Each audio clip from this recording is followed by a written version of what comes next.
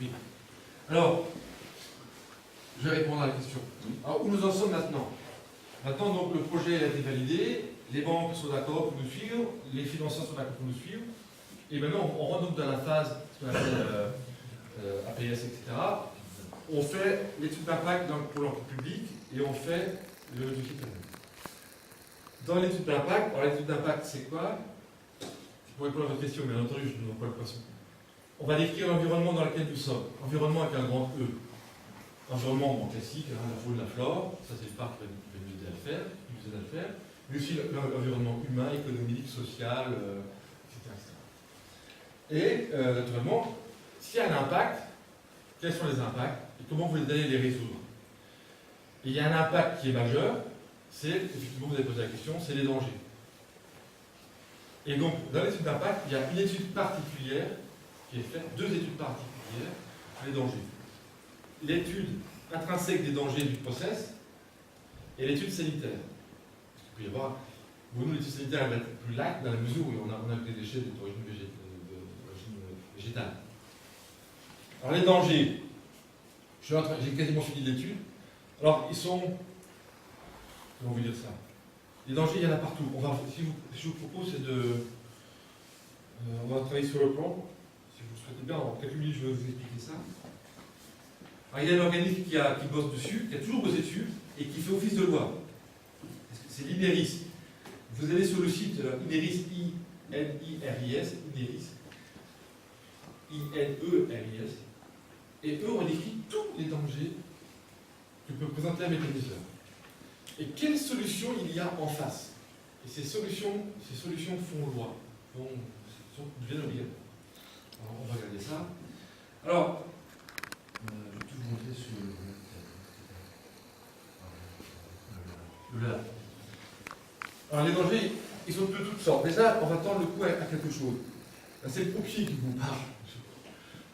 Un méthaniseur, les grosses bâches, les grosses citernes, ça n'explose pas. Pour la bonne et simple raison qu'il n'y a pas d'air. C'est anaérobie. Donc, les citernes, contrairement à ce qui était écrit par un opposant, peut-être Boulet, les citernes n'explosent pas. Pourquoi? Parce que pour qu'une explosion, c'est une inflammation. Pour que ça boule, il faut du carburant, le métal, d'accord, du comburant, c'est l'oxygène. Il n'y a pas d'oxygène, c'est anaérobie totale. Il n'y a pas d'oxygène. Et il faut de l'énergie. Il n'y a pas d'énergie. Donc, le méthaniseur en lui-même n'explose pas. Voilà, ça, toi, le coup de pour tout, on va partir là-dessus. D'autres choses peuvent exploser, mais pas ça. Une citerne, qu'est-ce que ça peut faire? Ça peut se rompre. Il y a eu un cas en Allemagne, effectivement, où il y a une grosse citerne qui s'est rompue. Ça, c'est un défaut de fabrication. Il y a eu une malfaçon de la citerne qui a lâché. Vous avez 3000 litres qui descendent d'un coup. Ça peut être mortel. Oui, mais c'est pas l'installation où il y a eu 4 morts? 3. Non, il n'y a pas eu de mort, c'était la vie. Mais, donc vous regardez les L'installation en Allemagne, il y a eu 4 morts. C'est 3, c'est l'explosion là. Oui, je vous en parler. Non, mais l'explosion, parce qu'il soudait sur Alors, le produit. on va voir. Les dangers, c'est quoi? Si on prend le circuit, si on prend un peu le circuit des choses arrivent ici. Les choses vont arriver. Donc là, les principaux dangers, c'est les dangers liés à la circulation et à la manipulation. C'est surtout des dangers vis-à-vis de l'homme. Se faire écraser, renversé par un engin, un camion. Donc, l'accès est réglementé et un circuit est organisé. C'est-à-dire qu'on quand les camions viennent à telle heure, il ne peut pas y avoir chargement, des fausses bouches. Que les camions, il n'y a personne qui circule, il est interdit au public, donc les gens ne peuvent pas se faire écraser.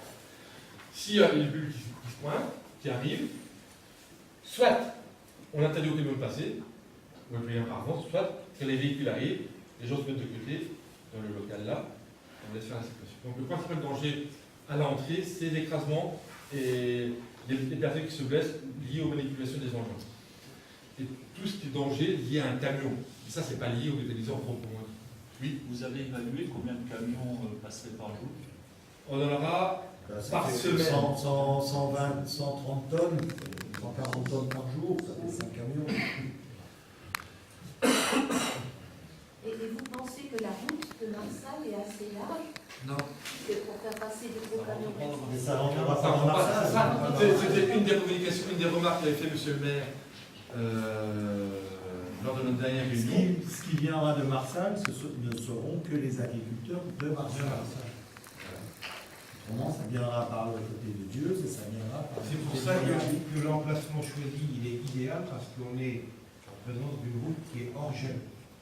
La route de Moyen-Vic-Dieu est hors gel, la route qui va de Moyen-Vic à Lezay est hors gel, donc ça va limiter tous les problèmes de circulation et de tonnage. Et ce qui a été déterminant aussi dans le choix de la parcelle, c'est le carrefour sécurisé, Voilà. qu'on vienne de Dieu ou qu'on vienne de Moyen-Vic, il est sécurisé des deux côtés. C'est-à-dire que, effectivement, au départ, il était question de passer par là. Je reprends ce que j'ai dit tout à l'heure, lors de notre réunion en 2012, je ne dis pas musique, etc., vous avez fait, vous parlez au nom de la population de Marseille qui ne voulait pas avoir des zones de Vous placées. expliquerez peut-être, parce que moi, ce projet-là, je ne le connaissais pas du tout.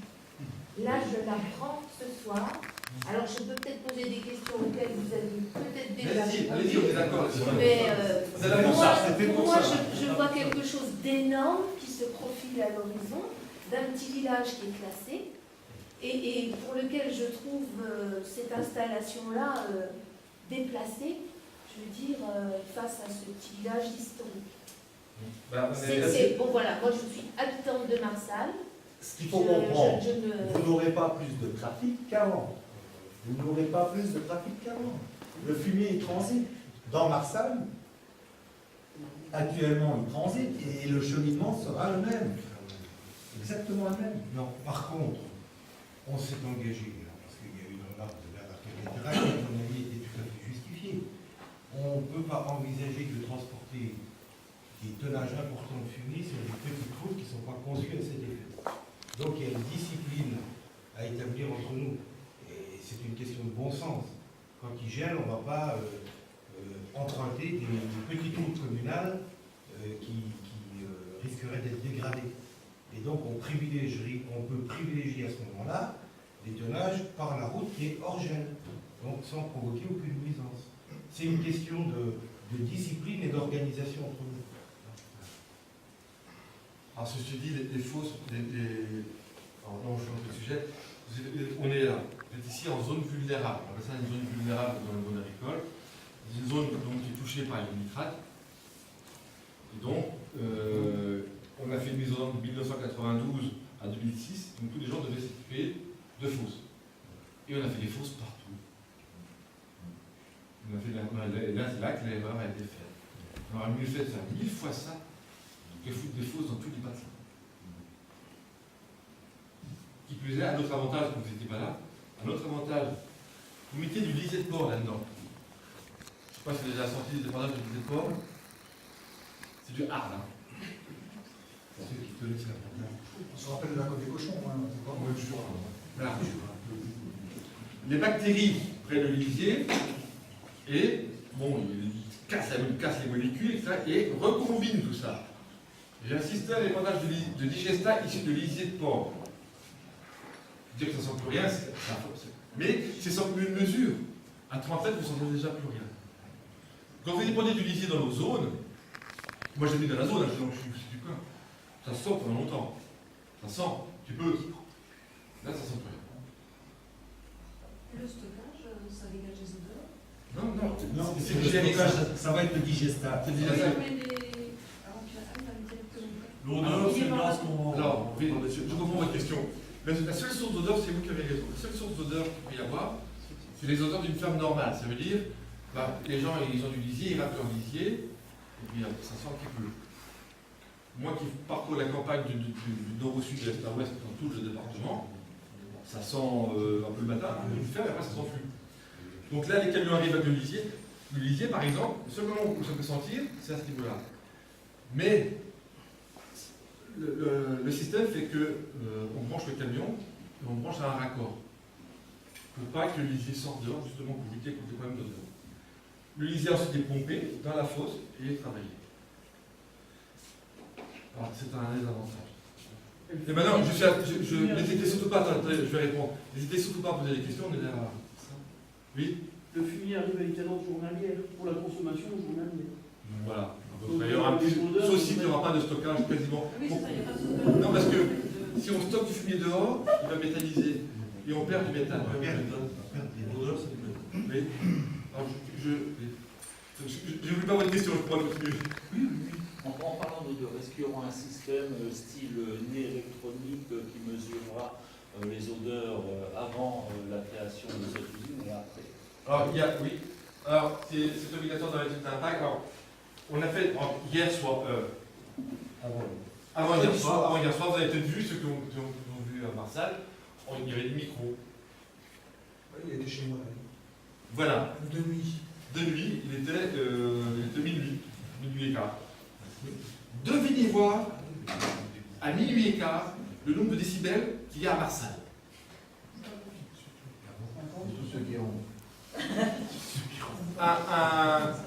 Un ordre d'idée. 30 décibels, c'est le niveau sonore pour l'endormissement. Devinez combien il y avait. Alors le micro où il était c'est près de chez vous? Voilà. Il y a un recours pour avoir ça. Moi, je suis en face, je suis à recours. Alors on a fait un recours. Ben, donc ça sera publié, ça les chiffres, on va les publier. À Marsal, il y avait plus de 45 décibels. À minuit. Un chien qui est bouillé. Ah, c'est la vie, c'est la vie.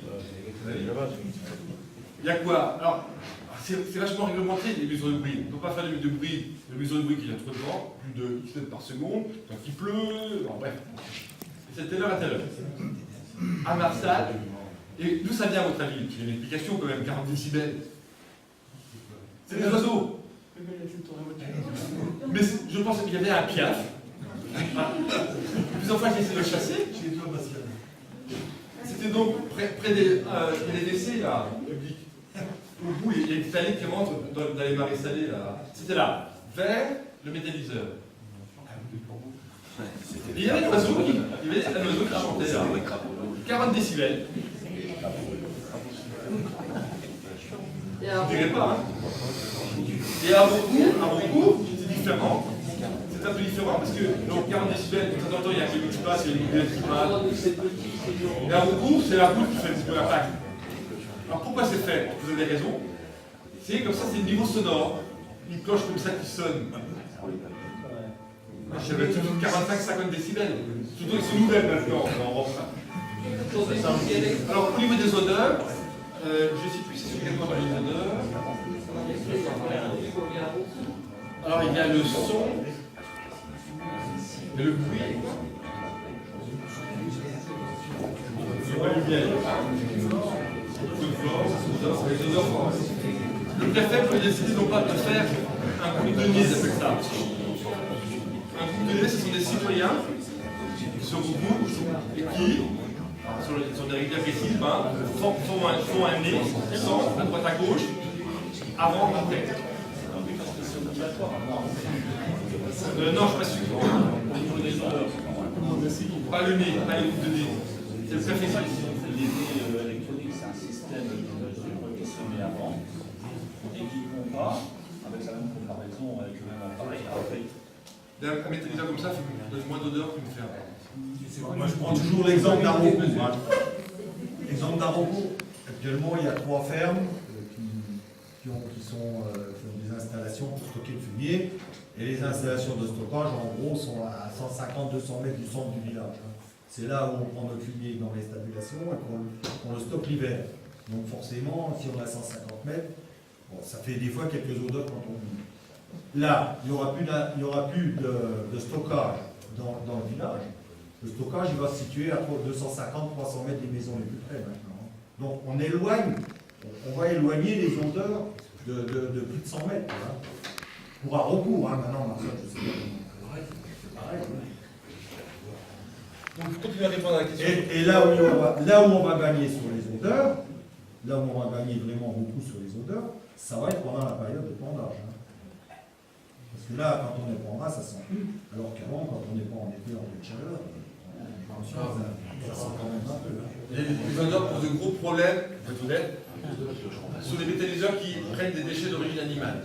J'en ai visité plusieurs. Ils sont obligés de mettre ça dans des bâtiments en dépression, avec des vitraires. Donc l'eau, l'air est filtré, lavé, ça génère des eaux, machin, il faut filtrer à nouveau, c'est très compliqué. Ce qu'on a visité, le Basquio, là, ils étaient en dépression. C'est très compliqué, c'est très onéreux, il faut hygiéniser, c'est pour ça qu'on en termes de danger, bon, là, on a vu donc, le principal danger, c'est la rupture des deux fausses. L'arrachement de la bâche. Alors le risque tempête ici n'existe pas. Alors ça, au niveau, il y a eu la tempête du siècle en 99, mais les tempêtes, le risque de tempête n'existe pas dans les normes ici. Bon, qu'est-ce qui se passe si une bâche se fait arracher?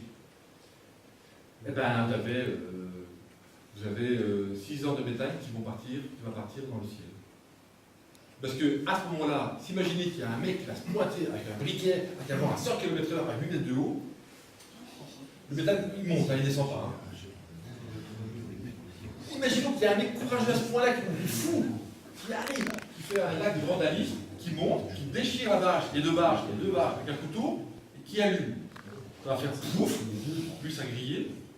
C'est ce qu'on appelle un UVC. Donc, il n'y a pas de pression, il n'y a rien. C'est du gaz qui s'allume, ouf, ça boule pendant 5 secondes, c'est fini. Il n'y a pas d'explosion. Par contre, donc ça c'est les principaux dangers qu'on a définis dans les principaux dangers. Je réfléchis vite fait. Ouais. L'exemple là où M. Lafaze disait, alors, ensuite, on a des canalisations. On travaille sur le gaz sous pression. Donc, pour travailler sur les conduites en pression, il faut ce qu'on appelle le permis-feu. Ne peuvent travailler sur les conduites que des gens qualifiés et qui ont ce fameux produit-feu, le permis-feu. Donc c'est une délégation qu'on donne, etc. En Allemagne, il y a eu effectivement un problème. Les gens ont soudé sur une canalisation de gaz, de métal, sans avoir vidangé la conduite.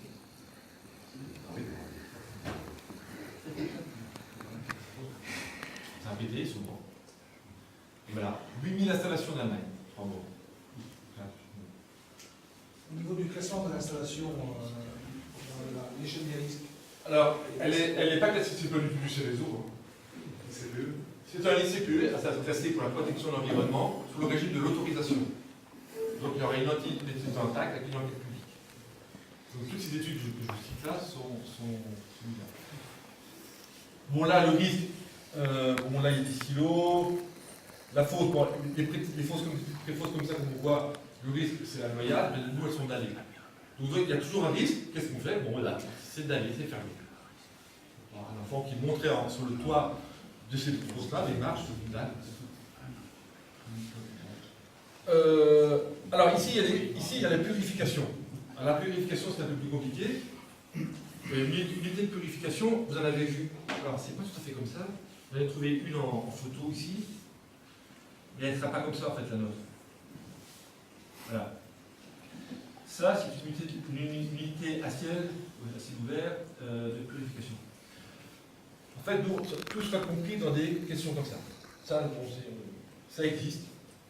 Pour des très très grosses installations, c'est extérieur. Nous, tout sera en question, excepté la tour, qui ne fait que ça. C'est du charbon, c'est pour un charbon. Ça enlève le CO2. Alors là, par contre, des dangers sont multiples. Des dangers chimiques, il y a des dangers d'explosion, il y a un compresseur, on peut être ce qu'on appelle blasté, ça explose, ça crée une onde de choc qui vous fait exploser les poumons par exemple. Alors en fait, on s'aperçoit que on a en Europe, donc vous avez un site, c'est EIDA, qui retrace tous les accidents industriels, entre autres de ces installations-là. Aucun accident sur ces installations. C'est bourré de paramètres, de capteurs, etc. La pression bouge de quelques millimètres, tout s'arrête. Toute l'installation s'arrête. Et on remonte jusqu'au tout ce bloc, jusqu'aux citernes. Mais la citerne, elle vit. Les bactéries ne s'arrêtent pas. Donc elle continue à produire du métal. Le métal est dirigé vers une torchère et brûlé. Donc un des endroits les plus sensibles, en théorie, ce sont ces questions d'injection Le plus gros danger, c'est pas la chimie, c'est les compresseurs qui dérèglent. L'explosion de compresseurs. Même l'explosion de compresseurs, c'est pas tellement lié à la méthanisation. Si chez vous, vous avez des compresseurs et vous n'avez pas l'entretien de ce compresseur, il y a un danger. Les dangers chimiques, il y en a un peu partout, vous savez. Quand vous mélangez du fumier avec certains d'autres produits du sang, etc., il peut se dégager des gaz toxiques, entre autres le H2S, qui est hautement toxique. Le H2S est un ennemi là-bas, sur le site. Il est enlevé dès les fosses. Voilà. Non seulement c'est corrosif, mais c'est hautement toxique. Ça vous détruit. Alors, ça, c'est l'œuf pourri. Quand on sent l'œuf pourri, c'est bon aussi. Alors, on peut. Gueuse. Mais, à forte concentration, ça vous détruit le nerf olfactif. Vous ne sentez plus les odeurs. Et ça vous tue. Donc, le soufre, il est enlevé à 98% dans les cuves par un filet d'air. Il se précipite et tombe dans le digestat. Il est mélangé et bon, c'est du soufre solide. Il en reste un tout petit peu à ce niveau-là. Naturellement, il n'est pas surveillé dans les c'est strictement interdit dans les canalisations. Le seuil est de quelques nanogrammes, c'est ridicule. Donc tout est enlevé. Voilà, en résumé, bon, mon rapport fait quand même une Et donc, quelle est la plus ancienne installation? En Allemagne, pour 20 ans, 25 ans, 30 ans. Il y a des fausses, je connais des fausses créées par les Allemands après la guerre de 70 en Moselle. Elles sont toujours là. Mais c'est des murs de 30, bleus, de son, ça c'est plus là. De l'autre côté, 500 kg, machin là, et après avec les fers, ça ne bouge pas. Là, les principaux risques. Le rapport, il est vaste. J'avais pensé de parler des risques, mais je vous aurais abruti avec chaque truc a un petit risque, mais c'est des risques qui sont vite fait maîtrisés, quoi, qui sont très très vite maîtrisés. Il y a une défense incendie obligatoire. Alors sur l'image, là je suis bête. Il y a une défense incendie. Là. Alors, les eaux sales. Prenons l'exemple des eaux sales. Même des cuves, là, ça c'est assez ouvert. Grillagé, donc ça c'est les normes également qu'on trouve sur les fermes, c'est obligatoire sur les fermes. Tout ce qui est assez ouvert et grillagé sur une hauteur de 2 mètres avec une porte fermée à clé. Vous n'empêcherez pas un enfant de monter à 3, 4, 5 mètres, même si vous êtes à 5 mètres, de monter, de descendre de l'autre côté et de se noyer. Les cuves là c'est pareil. Eau sale, les eaux sales ici sont purifiées.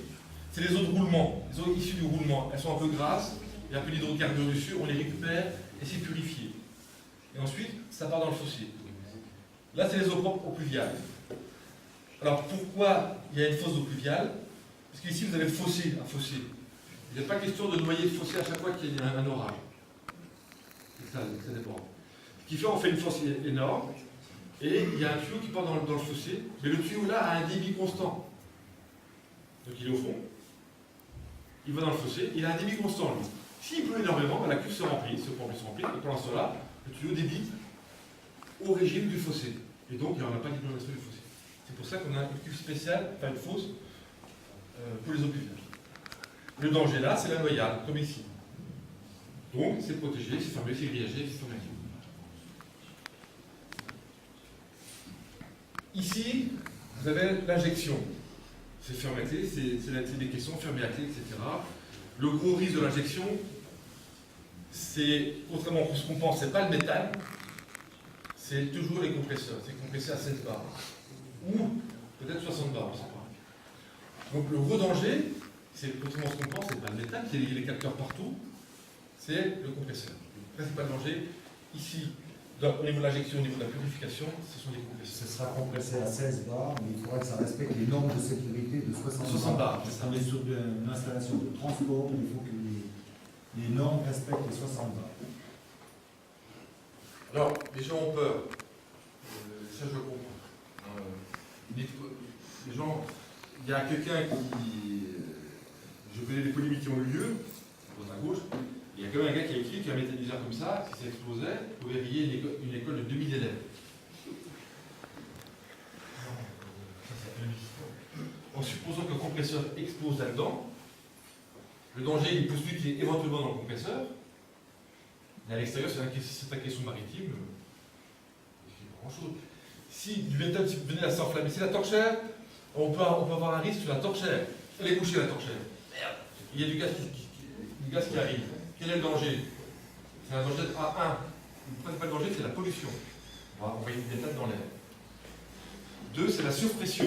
Parce que si ça ne torche pas, la citronnier va se mettre en place, la torchère va se couper, et la torchère sera par là. Et là, on risque d'avoir une surpression. Et on arrive de débordement. Donc, on a un problème de sécurité sur les méthaniseurs. Juste comme ça, le principal danger à la limite, c'est le débordement. Voilà un danger. Quand je dis débordement, ça sent doucement. Quoi. La cuve pète. Qu'est-ce qui se passe? C'est 3000 mètres cubes qui débarquent dans la nature. Vous vous rendez compte? 3000 mètres cubes qui descendent dans la nature. Si la bûche qui passe, ça l'entraîne avec. Hein. Donc ici, vous voyez, il y a ce qu'on appelle un merlan qui est dessiné. Ça veut dire que l'installation sert de stockage, ce qui s'appelle. On noie la station. C'est un merlon qui fait 2,50 presque 3 mètres. Le fossé, ça monte comme ça, le terrain, et ça va comme ça sera enverbé, etc. Mais le terrain naturel, le terrain qu'on va construire, c'est de la terre, c'est sûrement de la terre, va retenir, on noie la station, pour pas que le digestat parte dans la nature. Et c'est comme